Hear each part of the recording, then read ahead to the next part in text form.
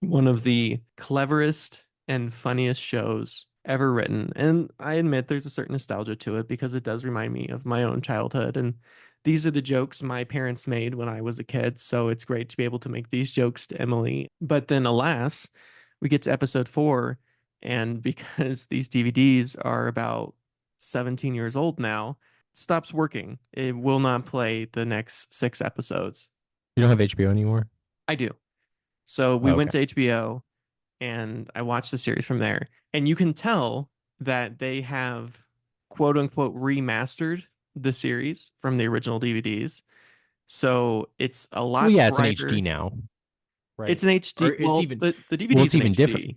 No, it's not. DVDs are in HD. What are they're in 1080p, aren't they? Is it Blu-ray or DVD? No, it's DVD. DVDs aren't in HD. Blu-rays are in HD. Yeah, that's the distinction of the Blu-ray is Is the that they are HD. in HD, is the 1080p. I think the highest DVD goes is 480p. Huh. Well, We've had this anyways, discussion before. we've had this discussion before, and we'll probably have it like 10 more times. I cannot believe this. What do you think the difference was between the DVD and the Blu-ray? Well, I know the Blu-ray's higher, but I thought it was higher. I don't know. I thought DVD went to 1080 and then Blu-ray went up to like not 4K because 4K is like a whole thing, but I thought Blu-ray Right, was they have the 4K discs now. which That's a new thing, right? 4K. yeah, which pissed me off because I have a couple of 4K Ultra HD and I can't watch them because you need a You specific need a 4K player, player. which everything I bought that has like a 4K version also has a Blu-ray version because I think they Right, yeah. know that no one Criterion does has that, yeah. 4K. But Yeah, it's kind of like Blu-rays. They're trying to like wean people into like getting the 4K instead. And yeah. yeah, I mean, I don't think it's happening as quickly as the Blu-ray. I remember when Blu-ray came out, like, No. but I think it's partly just because streaming. I do think that the difference between 1080p and 4K, it is a difference, but it's not as marginal of a difference as between the DVD and the Blu-ray. I like watching shit in 4K, but it's not a deal breaker for me where it's like I'm not going to throw away all my Blu-rays and get 4Ks anytime soon. And honestly, I Yeah. still buy films on DVD because if there's a film that I like, I used to be like, I'm only gonna buy them on Blu-ray, but then here's the thing is it's much easier to find a film on DVD than Blu-ray, and it's so cheap. I mean, I can get a DVD for like a dollar. Yeah, a while ago I got rid of all my DVDs. They were taking up too much room and it's just like I don't need for the most part. I only keep DVDs unless it's something like particularly rare, maybe something that isn't on Blu-ray. But other than that, like I just get rid of all my DVDs. They're useless. I don't need them. Yeah, I get that. But I mean, I think I mostly kept these because I've had them so long. I mean, 17 years. My That's God, no, that's fine. Yeah, it's a huge that's part like of a my collector's life. item. Yeah. But I will say we transitioned to watching the rest of the series on HBO, and there is something There's something. Is there consumption-y. something missing? There is. Part of it is the look. You don't get the look that you get on the DVD because when they remastered it, it's super overexposed and bright. And so it doesn't have those same feels, those same vibes as when you watch, because like when you watch on the DVD, that's how it Mm, originally came out. And I think part of it is because the Fly of the yeah. Conchords, especially the first season, but the second season too, they didn't have a lot of money. It's shot super cheap and it looks that way. But like that's part of the nostalgia. That's the love of it. It's that That's the 2007 charm. Yeah. sort of cheapness, low budget kind of film. But then when you watch on HBO, they've remastered it because it's had this whole big following since then, and all these people have Mhm. fallen in love with it. And so I don't think it Hmm. has the same appeal to me. It doesn't have that same nostalgic feeling. And then the other thing on top of that is, as I was saying, is when you turn on the DVD, you have to pick each episode. You have to go up there, right, and you have to play the episode. And there's Yeah. something very purposeful about that decision. But when you turn on HBO, it just immediately goes to the next episode. And I Yeah. think you lose a bit of the activeness of watching the film and Yeah. you become more of a consumer, which I've complained many times about my problems with streaming. And this is Yeah. We do it definitely every one of those week. situations, which I know we complain about a lot, but there's a certain tactileness of having the physical DVD. And yeah, it's a little bit of a pain of having to go in every 30 or 40 minutes to change the episode.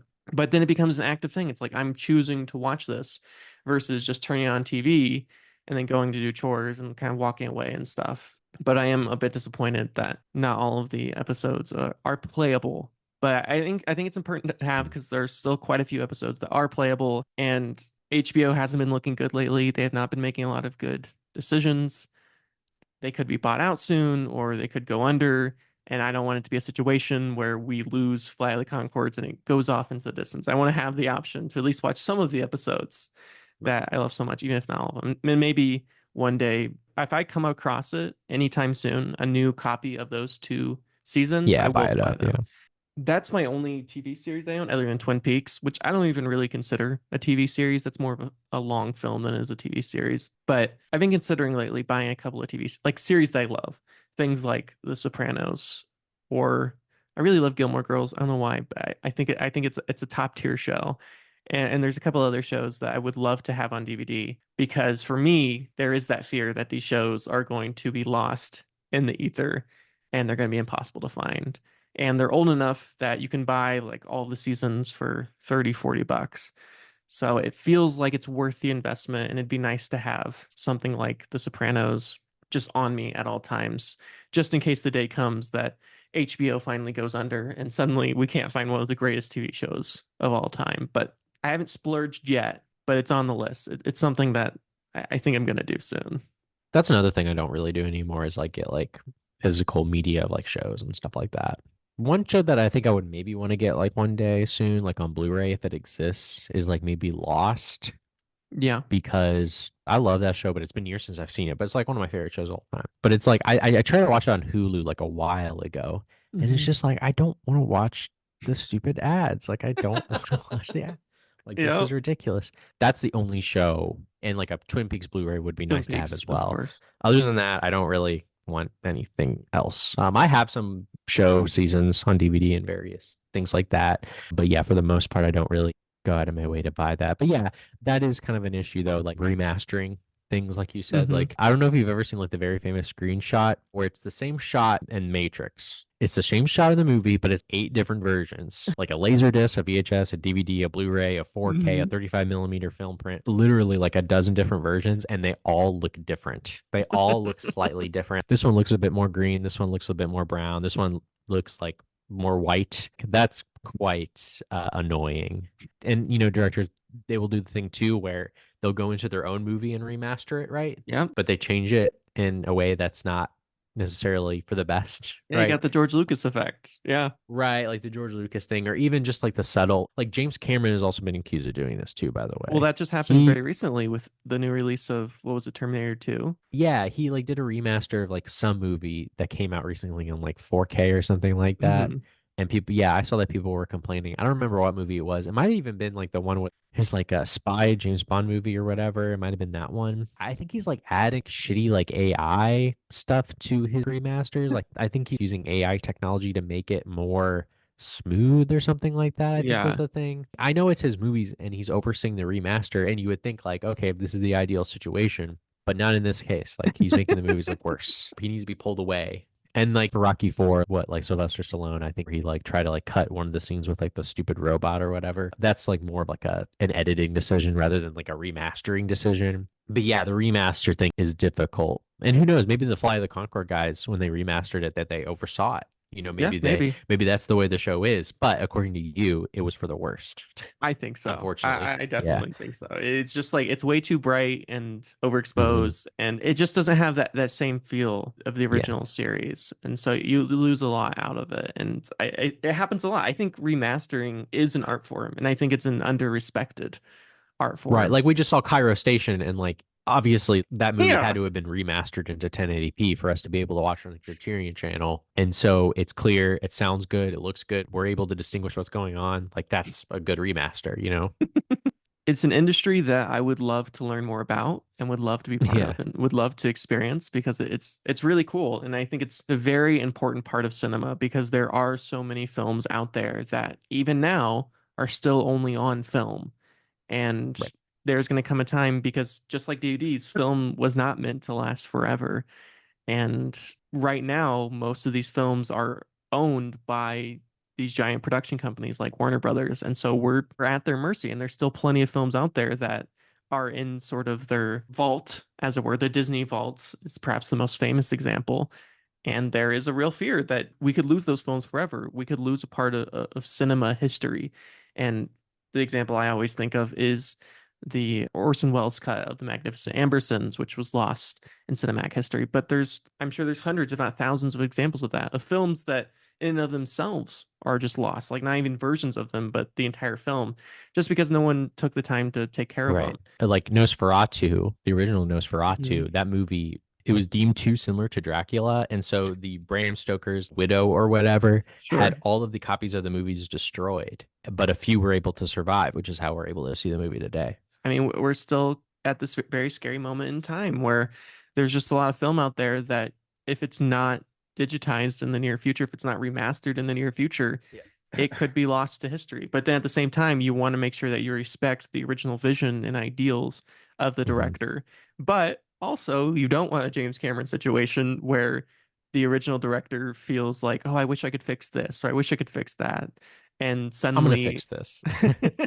a film that you loved, I'm sure you've probably seen the shots of the original Star Wars and then the different versions of the original Star Wars.